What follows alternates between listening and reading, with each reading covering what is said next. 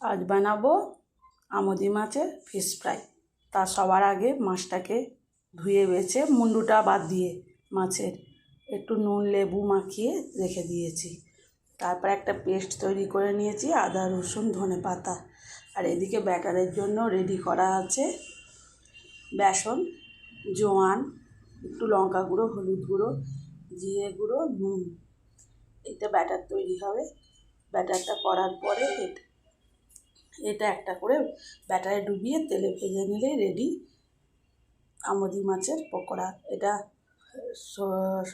রাই কিংবা সস দিয়ে খেতে খুব ভালো লাগবে, চায়ের সাথে বা কফির সাথে খুব মজাদার হয় এটা।